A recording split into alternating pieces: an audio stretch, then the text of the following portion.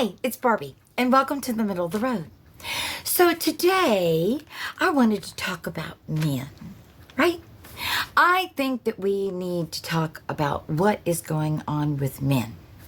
So I wanted to start off, I'm going to talk about a few specific men, but they're all kind of along the same thing. They're all Christian nationalists. They're all in the public eye, and yet they keep giving us women who have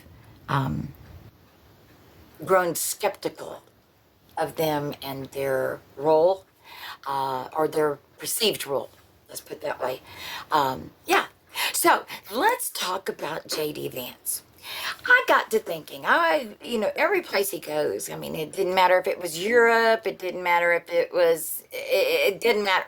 Disneyland, New Hampshire, Massachusetts, Boston, it doesn't matter where he goes, because he's constantly going on vacations. His little family is always drug along. His little family, his wife and his two kids, and I kind of hold her a little bit responsible because she is a full-grown adult and she could just say to hell with this. But see, it's the money, it's the crew that she's gotten in with. I don't think she's able to now. I don't think she's able to speak up now. So, but here's the thing, is that that's child abuse every damn time he goes out knowing that there are going to be protests against him. He's become a pariah. Nobody wants him around. Nobody wants to see him. Nobody wants nobody agrees with his policies. He's a suck up to Trump and a suck up to, Teal. Nobody wants him. Nobody wants him. Nobody wants, and especially after the whole couch humper thing. I mean, shit, dude. There's just things you don't tell the whole world about. And evidently, you're not smart enough to figure. I know you went to a big college, but you know what? You can still be a dumbass. And you're a dumbass. Because you're abusing your wife. You're abusing your children. You're traumatizing your children every time you take them on vacation with you. Think about that. How much therapy are you willing to pay for, JD? Huh? That's if you're not in prison. Because someday you will be in prison for standing by and watching all this shit happen. You do realize that. Someday you will be in prison. Hopefully Leavenworth. I prefer Supermax though. But I'm talking right now about your current situation and how you treat your wife and how you treat your family, which was very, very abusive because you are subjecting them to this over and over and over and over again. Think about that. Think about your little kids in school. It's not going to be that much longer, and they're going to be old enough to be with kids who actually know what you're doing. And your children are going to get tortured for that.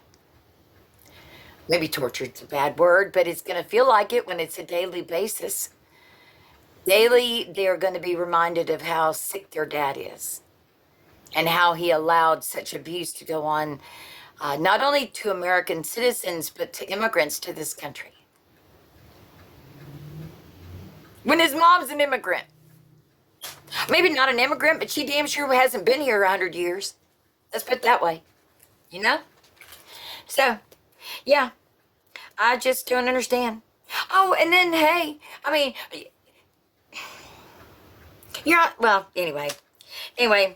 So, yeah, there's that. And then, I think it was yesterday.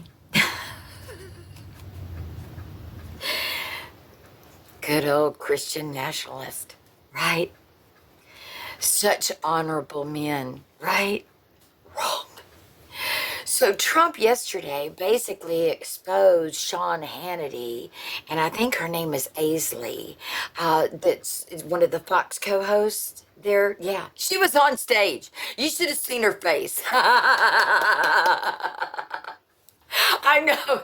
I know I should show videos and all that kind of stuff, but I'd rather just talk. So you should have seen her face. Her face was priceless. Priceless. Because all of a sudden her shit's out there. I mean, it's out there. And you could see the blood draining from her. But here's the thing. He's supposed to be married. I don't know if she's married. I could have looked it up, but it doesn't matter. He's married. He's married. He's got a wife at home. Now, here's the thing. His wife may have the attitude, which is not really a marriage. At that point, it's a business partnership. A marriage is love and compassion and sympathy for each other and all that kind of good stuff. But the minute you're just there for the money and, oh, we're in a position. No, you're business partners. You're business partners. You don't have a marriage anymore, dude. You have a partnership. A business partner, which means that legally you're in the wrong contract. But as long as she is called your wife, you're screwing around on your wife.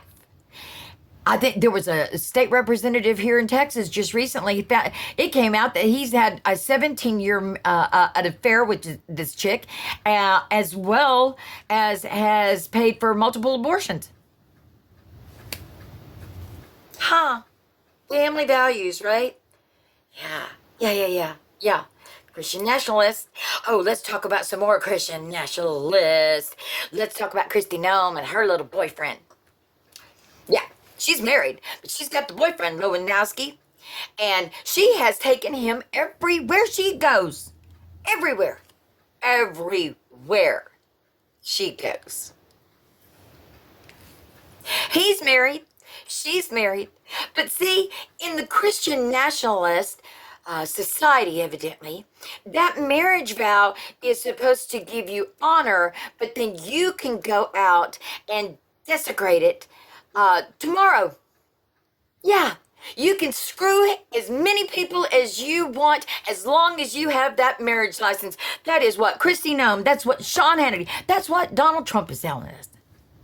Get that marriage certificate. By God, yes, you're doing the right thing. But then you can go off and get you some real good stuff. I've told husbands after the first one, and he watches. After the first one, I've told the other ones, if you want to go screw around, you get an inkling you want to go screw around. You get a divorce from me first. You separate from me first. I don't care. I will say adios, see you later, in a heartbeat. In a heartbeat. I have no problem letting you go. If you don't love me enough to stay around and stay faithful to me and do the right thing, then go. Go. I don't need the falsehood in my life. I didn't come here so that I could live in a blackout like these women do. But see, they're really in it for the money. I had a girlfriend. She actually sends her children to a Christian school, real prominent Christian school in the area that I live in. And her husband, I mean, every Sunday they've got their ass in the church and they're, oh, praise God, praise God, praise God, praise God, praise God. He praised God all the way to his girlfriend's house and then had a baby by the girlfriend and then comes home to his wife and says, hey, I want to introduce you to my son.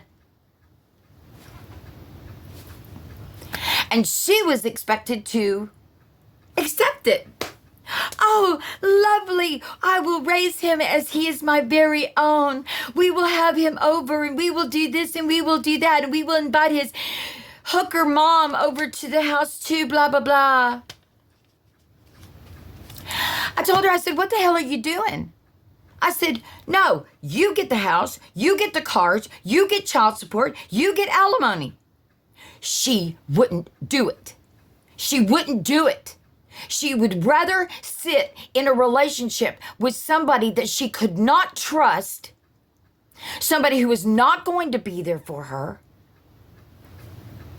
all because the church told her to. Yep. Because the church told her to. You need to just put up with it, honey.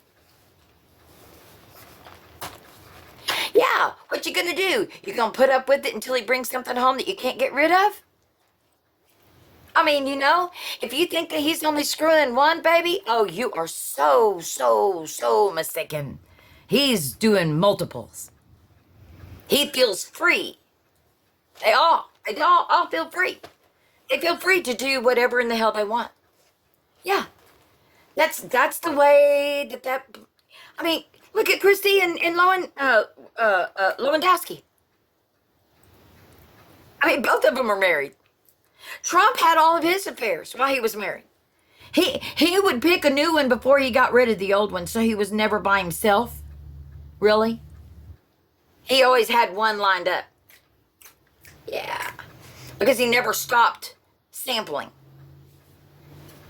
He never stopped sampling. Only reason why he doesn't sample now is probably because he can't get there. And he's also got medical devices and all kinds of other shit that probably make it a little bit, whatever. But, of course, he's got Caroline. Oh, yes, sir, Mr. Trump. Looking up and down like, ooh, I can't wait to get my hands on that. I know what that feels like, blah, blah, blah. That's a blubber.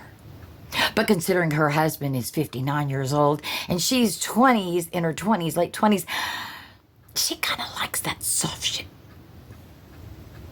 Kind of says something sick about her. Maybe she was abused and doesn't have it straightened in her head. That happens to a lot of women. They get abused and they don't really process it properly. And then they sometimes fulfill things that wouldn't normally be normal. They pick people that they wouldn't normally pick. Yeah, it happens. I think she's one of them. She's got daddy issues, for sure. Yeah, for sure. So, what are we gonna do about these men? I mean, I won't even date them anymore. I want to. It's not that I want to be by myself. I want a partner again. I absolutely would love to have a partner again. Would love it. But at the same time, okay, last guy that I dated, or I didn't even date. No, we didn't even get to that point. Last guy I talked to. I had recently, let me tell you what he started doing. He started sending me these every night. He would send me a good night gift, and so at first I was like, yeah, okay. I just didn't pay attention to it, didn't respond to it. And then finally, after a month, I said, well, when are you going to step up this game? You know what I'm saying? I mean, you're not talking to me. You're just sending me these stupid gifts. This is kind of stupid. He goes, when you give me permission to date you or to court you, is what he said. I said, well, I think, okay. So say what you need to say. And we talked for about 2 weeks. We actually got to the point we got on the phone, started talking, all this kind of happy crap. He never asked me, because I had just gotten back from a dispersed camping trip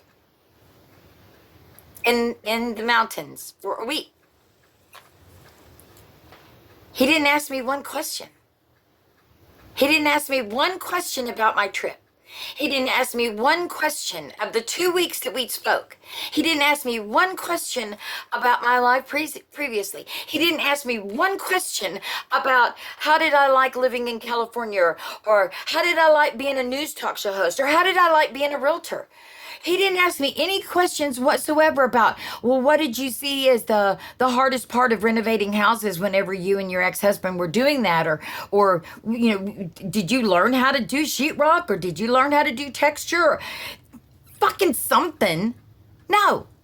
There was not one question about me. And then every conversation, he had to tell me about his 7-inch penis. You want to know why we don't want to date like that? Use your brain. Would you want someone, if you were trying to get, I mean, seriously, Think about what y'all are doing. The white Christian nationalist bullshit is nothing but a fraud. It's a fraud. It's abusive to people. It's embarrassing. It's immoral. It's unethical. Hey.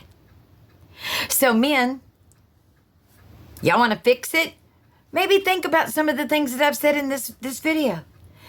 Think about some of the things that I've said. Think about not bringing shame to your family, like J.D. Vance has, or Donald Trump, or Christine Noman, Lewandowski, and Sean Hannity. I mean, those are just a few of the ones that are out there right now.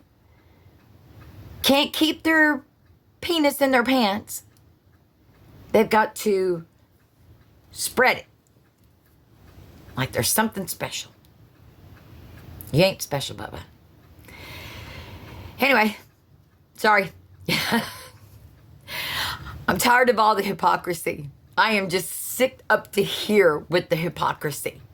You know, this is what you need. This is how you need to live your life. This is what you need. Another story.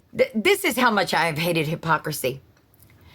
Back in the 90s, when I was in news talk shows out in California, I actually did I brought this up during one of my shows about Newt Gingrich. Do you know what Newt Gingrich did? Everybody looks up to him. Oh, Newt's the man. Da, da, da. Oh, geezer. Yeah. The day after his wife had a double mastectomy, he walked into her hospital room with divorce papers. How do you like that? Walked into a woman's hospital room the day after a double mastectomy from breast cancer, and he serves her divorce papers. Do not talk to me about family values. The Republican Party lost all respect for me at that point in time. No. And you know what? Today's GOP, 40 years later, 30 years later, same damn thing. A bunch of hypocrites. A bunch of judgmental hypocrites. Yeah. Anyway, y'all have a great day. Men, maybe think about that. Okay? All right. Talk to you soon.